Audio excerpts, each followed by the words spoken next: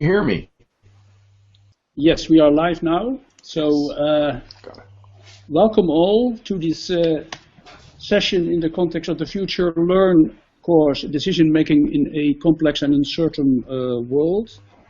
Let me first explain. We will have a session of around 45 minutes. We have a number of guest participants who will ask questions. And before we turn to the guests and the questions, I will ask them to introduce themselves.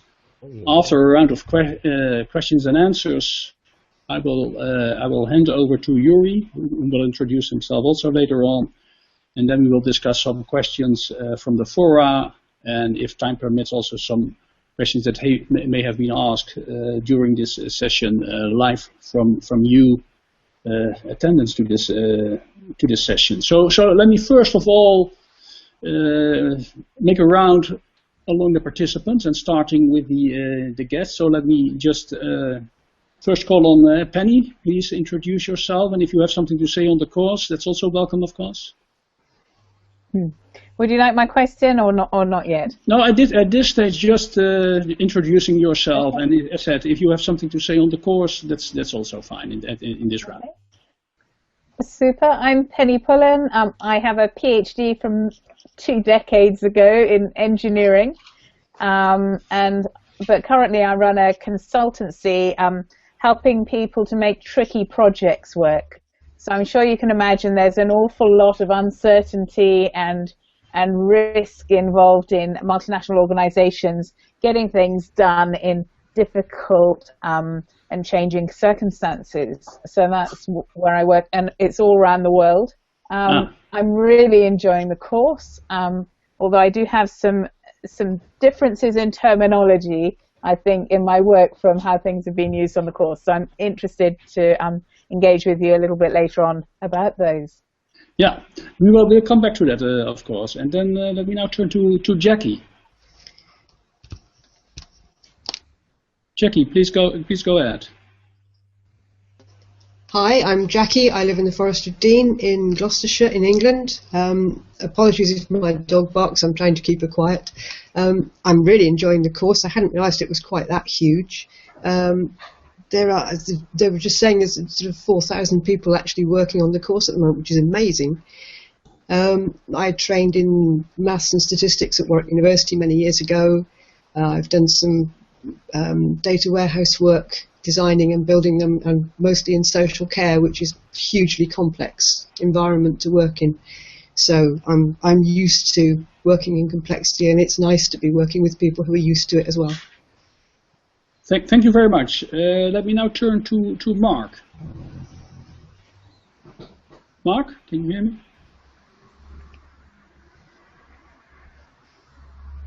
Mark?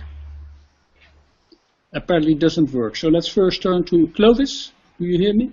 Yeah, I can hear you. My name is introduce yourself and say a few words about the course if you like. Sure, absolutely. My name is Clovis Silva. I never realized, like Jackie said, how intensive the course is going to be. I work full-time, and today I work with organizational design and process landscape. So the course in itself is very, very interesting to me, and then I'm really enjoying the course. The challenge that sometimes I face is more to follow the discussions, because there's a lot of discussions going on at the moment, and then I wish I could be a little bit more active in the discussion set. How many hours did you spend so far per week? That's for us a very important thing to know. Yeah, I think I want to keep around 3 hours per week, and then because I work full time, I need to be quite strict to my time management. So for me, I have restricted to 3 hours, but I can follow most of the discussions, but I wish I could have more time to be more active in the discussions. Yeah, so what we try to do is to target for 6 hours, but it's very difficult in designing the course to be very precise on that. Yeah, absolutely. But thank you very much. Yeah, but just to say that overall, I think is that the course also, I have a master's in human resource management, and then I think, the courses support me a lot in creating a better understanding of organizational redesign in the process that I work in today. Okay, thank you. Mark, do you hear us now? I do, yeah. Sorry, I lost my internet connection. My name is Mark. My name is Mark Bond. I live in the United Kingdom, and I'm a geologist by profession. I work in the energy industry, oil and gas, and in my role, I deal substantially with basically the concepts of risk and uncertainty and how that affects decisions. And so I found that really, for me, a very fascinating subject, and I find that people do struggle with the concepts even in my work. One thing that's really interesting that I found was that we're actually pretty good at understanding risk in my business, but uncertainty we're quite poor, and that affects our decisions pretty dramatically. So I'm finding this course, quite helpful. There's a lot of terminology which is new, but the concepts I'm understanding. So it's helping significantly for me. Thank you very much. So that was the four guests that we have. Let me now turn, let's say, the course side. Wander, perhaps can ask you to say a few words. Yeah, hi. Greetings from the town of Groningen in the north of the Netherlands. I'm here at the university college, and I enjoy a lot the discussions that take place over all the questions that have been raised on the web. I think it's really a fascinating new means of communicating with you all about complexity, one of my passions. You all, of course, recognize Wander. He has been teaching the emergent part of this week. Let me now turn to Yuri and Tim, course coordinator and course assistant. Perhaps Yuri, you first. Yes, my name is Yuri Schasvoort, and I'm a researcher here, hoping to go for a PhD at the University of Groningen in complexity in economics and finance. And I was currently the project coordinator for this move, and I also do a couple of tutorials. Tim. Hello everyone, my name is Tim. I'm a student here at the University of Groningen. I'm a student in international business and philosophy, and I've also been the teaching assistant for this course. And I've really enjoyed creating this course with Yuri, Max, and Wander, and all the other professors. And I'm currently enjoying seeing everyone go through the course. Okay, thank you, Tim. Then finally, I've been talking already quite a bit. Haven't really introduced myself. I'm Lex Hodan. I'm the course leader. I've taken the initiative to produce this course, and it is really a course that has been produced by a team of teachers. You have seen the first 2 weeks, Wander and myself, but you will see quite a number of other teachers from very different disciplines, and it was really fascinating to work together to produce this course. We have really enjoyed making the course, and so far I really can underline what Wander said. It's fascinating to see how many people are online, are contributing, and actually finishing steps. And it's still early days. It's only the second week, so more to come, I hope. So let's turn to the substance now. So I will again turn, I think in the same order, why not, to our guests, ask them to make a comment, a substantive comment, ask a question, and then Wander and or myself, depending on what the question is, because we don't know what you will ask. That's exciting. Wander and or myself will reply. So first of all, I think we go to Penny again. Penny, please. Yep. Hi. Okay. So I work in the field of risk management on projects and programs of change. You can imagine when organizations are trying to achieve quite tricky projects with teams around the world with changing requirements and very complex mix of very diverse people involved, that actually that gets quite complicated. And as practitioners using risk management, we tend to use definitions of risk that are a little bit different from yours. So the one that I particularly like and that I've used in my book, in fact, about risk management, but for practitioners, and yes. the phrase that I've used, the definition I've used, actually comes from Dr. David Hilson, and it's that risk is uncertainty that matters, typically to project objectives. So it's rather broader than your quite narrow, maybe economic definition of risk as being where all the outcomes have exact probabilities. But I don't find that's true in real life. Yes, I was wondering, is this just a difference between academics and practitioners out there, or do you have something to say about it? I'm really interested to know. Thank you. That's a very interesting comment / question. Wanda, would you like to say something about it, or do you leave risk and uncertainty to me? Well, I would like to contribute that there's, if you talk about risk, it's also very much about the benefits involved. So it's only risky when there's also something at stake, I think. Yes, so it's the project. It matters. Objectives are at stake. It matters to the project or the program that you're undertaking. Yes. and very often, I see the tendency is to develop a kind of predictive models to get a kind of control on risk. My point is that if a system is really complex, that does not really work. It would be more fertile to get an understanding of the dynamics of such a system and recognizing if a development goes into a wrong direction and be very adaptive. But obviously that requires a completely different approach, not a predictive approach, but rather a kind of understanding of the dynamics of the system itself. What do you think, Lex?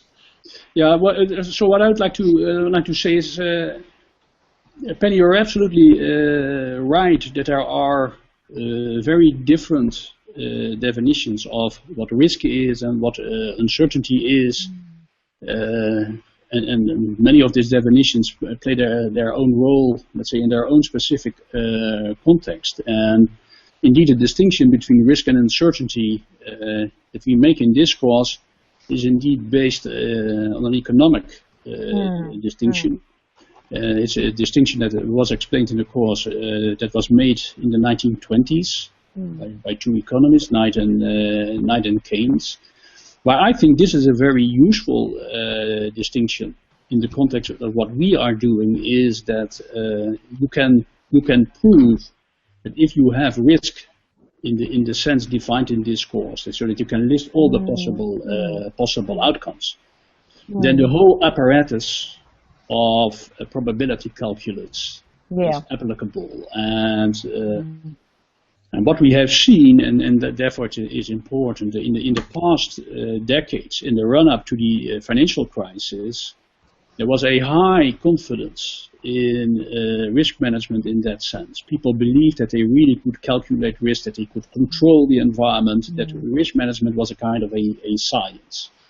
And the interesting thing about this distinction is that if you are aware that in very many cases you cannot list all those potential outcomes, then the logical basis for really making those calculations is a bit shaky, which doesn't mean that you shouldn't do it, but that you should always be aware that, as I say in practice, that you should be on guard for surprises. There's only one thing that you know for sure: you will be surprised. And I'm sure that you as risk manager or practitioner are aware of that. And I'm a little bit a practitioner myself also, because I'm sharing a risk committee of LCH Clearnet, which is a financial institution, a central counterparty.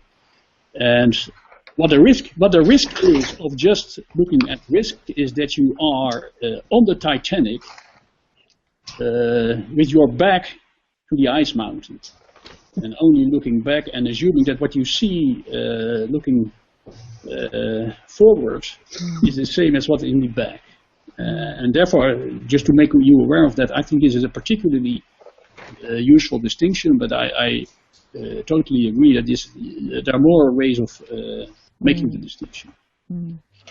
It's interesting. I think, given your definitions, I probably encourage clients then to look for the uncertainty and to try and move away from having these mathematical, for going for sort of thinking everything's expressed completely exactly when they have probabilities and so on, because actually probabilities are coming from they're very subjective. They're coming from individuals with very different biases, and you garbage into a mathematical model, garbage out. Yeah. So yeah. And I think indeed that's important. I think another important thing is that you always be forward-looking and try to analyze what is happening. And the world is constantly changing. Yeah. So if you base yourself on estimations of risk in the past, you will certainly be surprised and be vulnerable. So I think we agree on that. Very much so. So Lex, I'm going to add a point. Actually, I don't think it's forward-looking. I think you also need backward-looking. Yeah. So the example that I give is weather forecasters. Yes. They're fantastic, and it's because they can look back at seeing what their predictions. So if they say it's an 80% chance that it's going to rain, they get an immediate feedback, which then they can put that in the loop and then improve each other. So I think you need to do a historical look back, which then that addresses what you were saying, Penny, is that it's very subjective. That actually gives you a much better understanding of how to quantify that probability. Absolutely, and I just to avoid one confusion, stressing the importance of uncertainty does not mean that you should not do, let's say, proper risk management in a traditional sense. My only point is you should be aware that it is not the only thing that you may be vulnerable. Let me give another example. The turkey before Christmas. If you have a turkey, let's say the beginning of the year, and the turkey registers whether everything is well, then every day just before Christmas, the turkey has the idea that things are going very well. And if the turkey extrapolates that behavior until the first Christmas day, something bad will happen. Bad will happen then. So this is especially the case when processes, where there are tipping points in processes when they are not linear. That the past is not a complete, reliable guide to the future. So be on guard is basically the idea. Be forward-looking. Use the knowledge block that you pointed at, but do in addition to that, do other things. Be forward-looking. Monitor all the time, and so on and so forth. Let me turn to Jackie. Jackie, please. Hi. What's your question? What's your comment? I'm interested in how much trouble people are having with the idea that the normal distribution is quite a rare event in the real world. Because having been in social services, social care, any time I hit a normal distribution in a statistic, I knew something was going horribly wrong. And it interests me that people assume that because it's called normal, it must happen all the time, and it really doesn't. How do we put that over to people in more accurately? How do you make clear to people that the normal distribution is not that normal as we say somewhere in the course, I think. Wanda, what would you say? That's quite an overwhelming question, I have to say. I've been raised with statistics with the normality, of course, of normal distributions. I had my thoughts about it because it becomes usually interesting when it's not normal, because then there's apparently an interesting process going on. But why the normal distribution is so powerful, probably because it's so clear to people to understand that we have an average outcome with regularities in the deviations.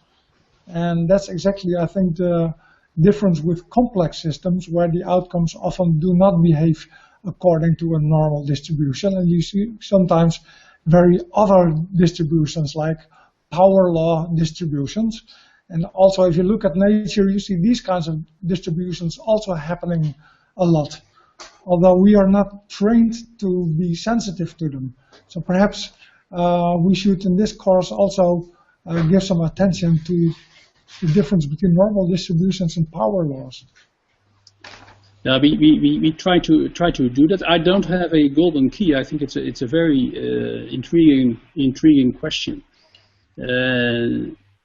Perhaps we can try to visualize it a little bit more also, trying to explain that for a normal distribution you have to have independent events, and the definition of a complex system is that you have interaction.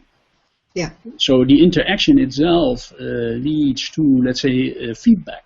So that if one thing changes, then the rest changes. For instance, in financial markets, I'm an economist, so most of my examples come from that area. In financial markets, for instance, if people start to buy, let's say, a certain stock, other people see that people are buying and buy because other people are buying.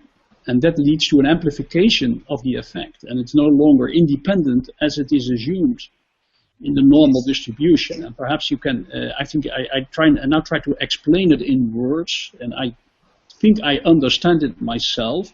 But sometimes if you can illustrate it with a picture showing it, that the interaction amplifies, perhaps that can help to make it more clear. Yeah. What do you think? Yeah, and it's just in social care, if you do run across a normal distribution, it's usually because people aren't following the right procedures. They're just, people are allocating resources to their service users. They'll give them roughly this much and increase it a bit or drop it a bit. Whereas what we really want people to do is to think carefully about what this person really needs. Yeah. So for me, a normal distribution is a sign of concern, of worry, of, oh no, something is going horribly wrong. Jackie, could you give a precise example from your practice? We were looking at the distribution of home care hours to elderly people who needed support at home. And we found that some areas, yes, we got a very wide spread of resources, but one particular manager, their allocation of resources was indeed virtually normal. And we put in the auditors, and they were, in fact, yes, giving everybody about 3 hours a week and then dropping it down if they needed a bit less, or increasing it if they needed a bit more, but that they were just giving everybody basically 3 hours. Yeah. Well, it's an interesting question of whether in your case example, or indeed whether there the conditions for a normal distribution are satisfied. May well be. It's difficult to assess from here. Yeah. Because there's not this interactive element as far as I can see. So it may well be that a normal distribution is the right one here. Yeah, but for most clients, we were hoping that there would be that interactive thing, that they would have so many hours. They'd start out thinking they need this job, so they'd have that many hours, and then there would be an interaction. We'd find we didn't need quite that much. The hours would start to come down. I see. Okay, thank you very much. Let me turn to Mark. Mark, what's the issue that you would like to raise? Yeah, I'd like to go back to the kind of risk and uncertainty discussion that we had earlier. I guess when I look at risk, and I know there's loads of different definitions, but I guess I see it as a possibility of an activity that usually is believed to be a loss or unwanted outcome happening, which you can express a probability to that, so 80% chance that it'll rain or what have you. Where I guess I see the uncertainty is where you basically have limited knowledge, so you can't exactly describe what the outcome will be. And to me, and I guess that's something that I feel is important, and I haven't really seen you talk about that, is to me I express uncertainty in a range. So I guess I'll use an example, and I put it on the post. If I say, how long is the Nile River? Yeah, if you throw out one number and you say, I don't know, 4,000 kilometers, I'd say the probability that you're right is close to nil, okay?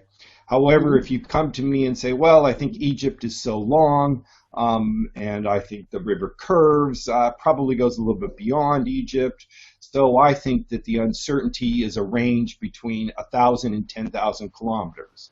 I'd say probably the probability of you getting that right, expressing that uncertainty, is probably now quite high. So that's the way I see risk and uncertainty, and I just wanted to see what you thought of that. Well, so shall I start this time, Wander? Okay. So implicit in your story is how you exactly define the probability? How do you arrive at a probability? And if you dig deeper, in many cases, in most definitions of probabilities, you have to have implicitly or explicitly a total list of all the possible events. For instance, if you look at a distribution, we discovered the normal distribution, then you have all the possible outcomes on the horizontal axis. If you think about throwing a coin, you know that there are only two possible outcomes. Now the difficulty in real life is often that if you start to think about what all the possible events are, you have to admit that you do not know. Correct. And often you cannot know. And for instance, and I don't know whether we gave the example in the course, but if you are a businessman and you have to decide on an investment, or long-term investment, and you decide now, you know that the impact of your decision and the consequences of the decision will stretch out over many, many years.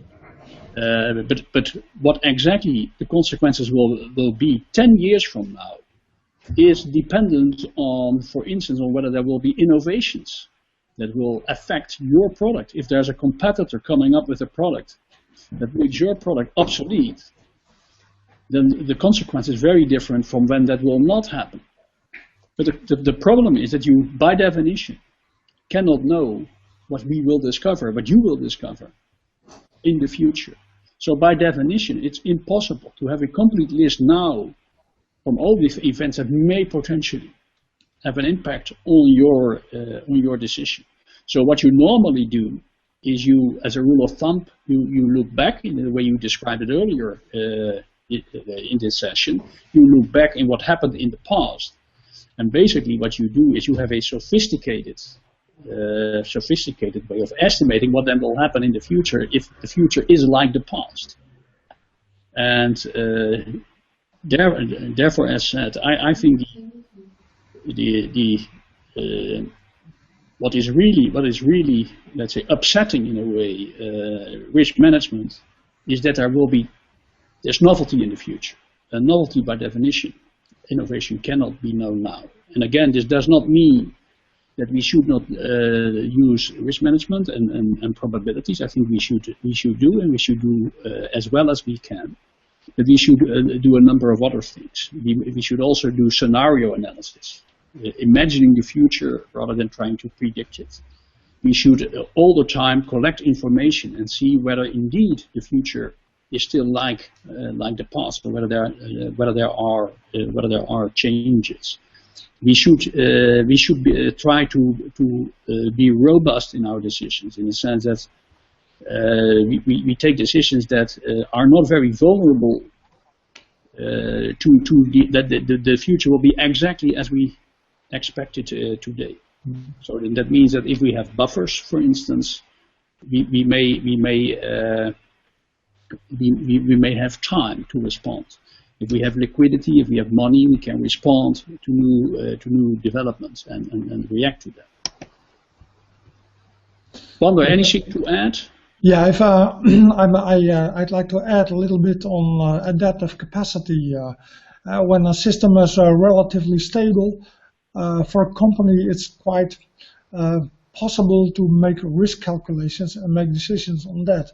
But as soon as the system moves into a more turbulent regime, for example, talk about the energy transition, this will not work anymore. And what you need then is to have a high adaptive capacity to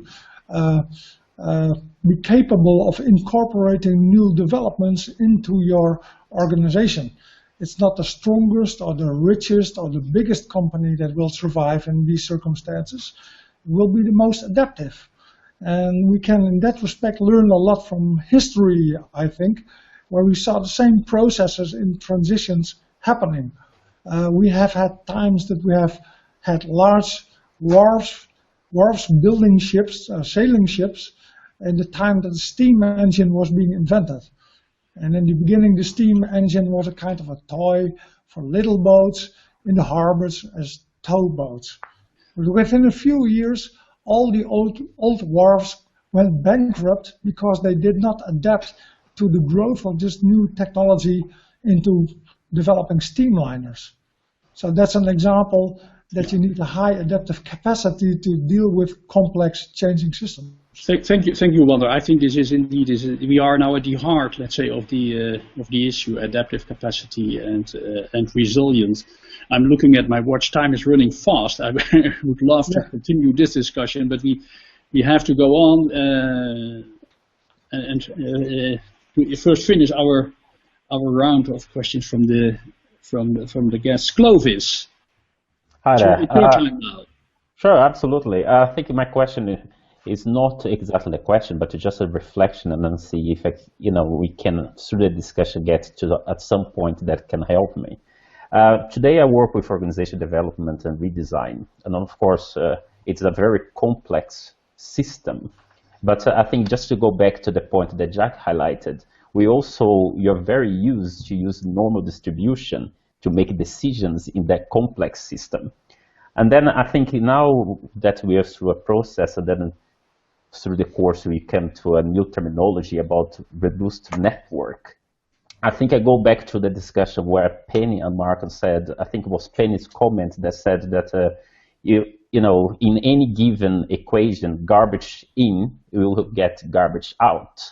So my question there would be, because we don't know the uncertainty that we don't know what parameters that we have, to measure success then. So if you're going to use, in organization development, a graph theory, for instance, so how would you navigate to ensure that we have the right parameters? Okay. Wander.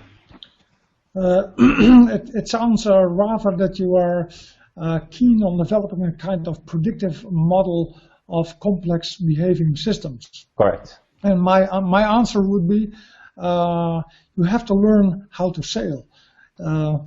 If you sail, you do not make predictions of where the boat will end, right? Correct. And especially in turbulent circumstances, that will not help you.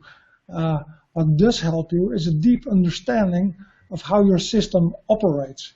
Because if you have a good understanding of how your system operates, you will be capable of being very adaptive to developments that are not wanted, and you are very adaptive to utilize chances that appear to be very beneficial. So my answer would be focus not on the prediction, but focus on the understanding of the dynamics of the system. Thank you, Wander. I don't think I have anything to add to that because I absolutely agree. Penny, Clovis, Mark, and Jackie, thank you very much for those questions and comments. It's a little bit frustrating that we don't have more time than the time that we have used, which is already too much in a way. But thank you very much, and I hand over again to Yuri for the second part. Yes, so we have gone through the discussion forums and decided to pick some questions or overall themes, and then after that we'll go through some of the questions of the Q&A. So firstly, what was really apparent to us is that, especially in the first week, there was one really hot topic that people wanted to talk about and see how the course was relevant for this topic, and that was the referendum for Scottish independence. And I think that that was partly related to the build-up, because it was so unexpected that it would even might be a yes, and also that people were really looking, how can I decide? Can this course help me with decision making? Am I going to vote yes or am I going to vote no? So I think this topic is really related to everything we've discussed so far. So maybe Wander and or Jager have any comments about this? Yeah, a couple of weeks ago I had the opportunity of reviewing an agent-based simulation model on this Scottish referendum. And they ran a number of simulations under different conditions, and the answer was no. So I was indeed thinking about, was this a predictive model or not? And I still do not have the answer. At least it was in a way comforting that the model apparently made a prediction that said no. But what was more interesting was the idea of that paper. And it stated that a majority of the people in Scotland had a very fixed position, and that the actual discussion that was taking place was only referring to a real minority of the Scottish people. So whereas these discussions, yes or no, were very prominent in the news, apparently they, according to the model, did not affect the majority of the people that already had a very fixed opinion. So apparently there was much more turmoil in the news and in the media than was actually probably in the hearts of the Scottish people. That's the message I got. I have a more general, let's say, reflection on this, because this is a very short-term prediction.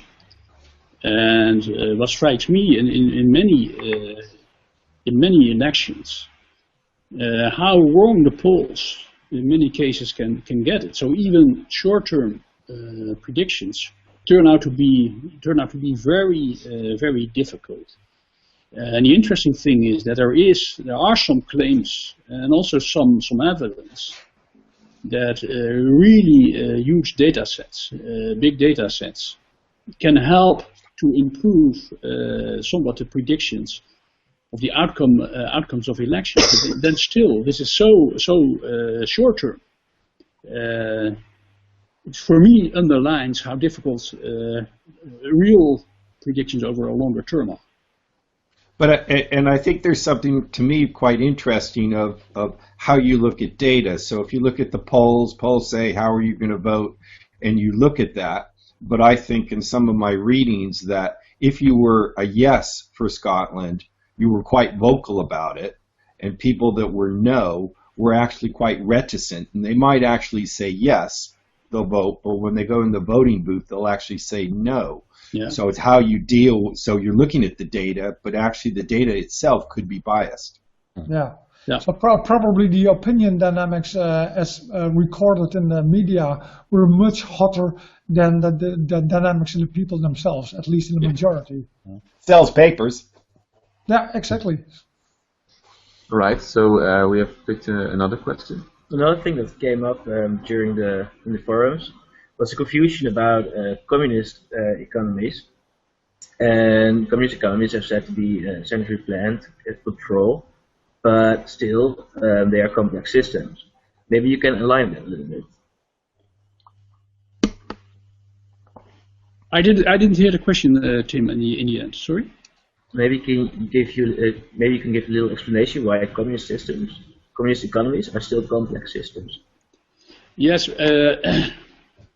because let's say a perfect communist centrally planned economy would not be complex, but it's impossible, literally impossible, to really centralize all decisions in an economy.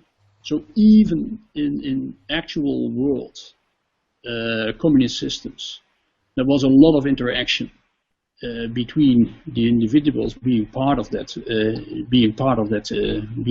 system. So a really centralized, let's say, one person economy who takes really all the decisions is literally impossible. A communist system is only a few steps in that direction, and it already showed that it then misses a lot of the adaptive capacity that Monnet just pointed out is very important in larger complex systems. That's also typically the idea of working with 5 years plans for the economy. It's a very fixed, rigid system, but of course there are many natural systems that are very rigid but still behave very complex.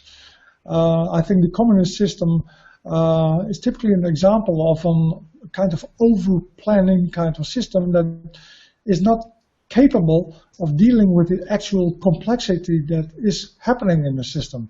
And as a result of that, the adaptive capacity becomes rather low, and a consequence of that is that if something goes wrong, it often goes terribly wrong. Yes, and of course the adaptive capacity is relatively low, but it is not zero. For instance, you have often development of black markets where people interact outside of the plan. So it's very imperfect. Yeah, absolutely. Very difficult in real life to have a completely centrally planned economy. And of course, the control, the response is often very dramatic. Think, for example, about the Cultural Revolution in China. That's to go back to the sailing metaphor. It's not subtle steering, but it's going full turn ahead, and the whole ship almost capsizes in the action. All right. So there's also a question in the Q&A, and I saw this come up in the discussion on lock-ins quite often as well, where there was little bit of confusion of what is a lock-in. Is a lock-in always a bad situation that's difficult to come around? And here we have an example of somebody asking, can we consider the Arab regimes and most of developing and underdeveloped countries this power distribution as a lock-in situation, or is it maybe, I thought myself, it's also related to emergence? Well, I think first of all, a lock-in situation can be very positive, and the most simple example is that we in most of Europe have a tendency of driving on the right side of the road, right? I mean, I enjoy this lock-in every day. It's my life. Only if you have a lock-in situation that is inconvenient, and you are aware that there is a better situation, but it's very difficult to reach because it requires simultaneous action of all people, and then you're really dealing with a problem. Concerning the Arab revolutions and the lock-ins over there, you can think about the power structures and tribal links that exist. So very often what you see happening is a superficial change, but the older structures still remain. Think, for example, about the power of the military, which is often very large and which is very much networked in society.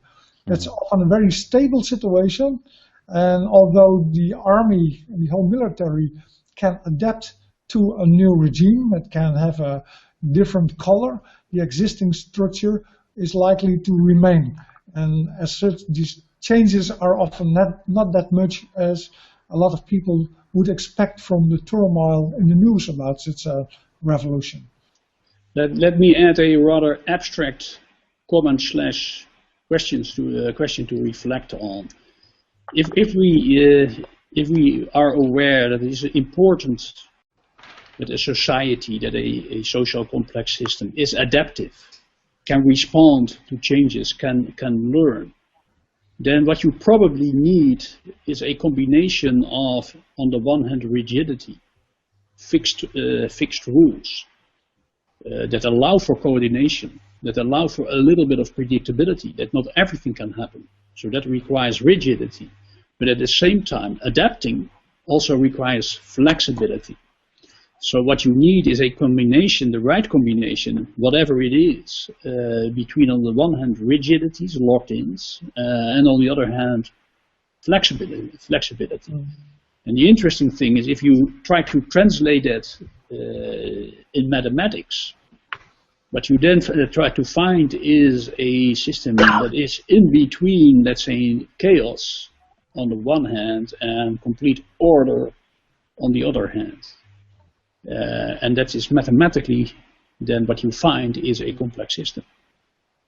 So probably the systems that we have and the progress that we have been able to make historically and culturally is the result of having been able to stumble in some cases and in many cases upon the right balance between rigidity and flexibility.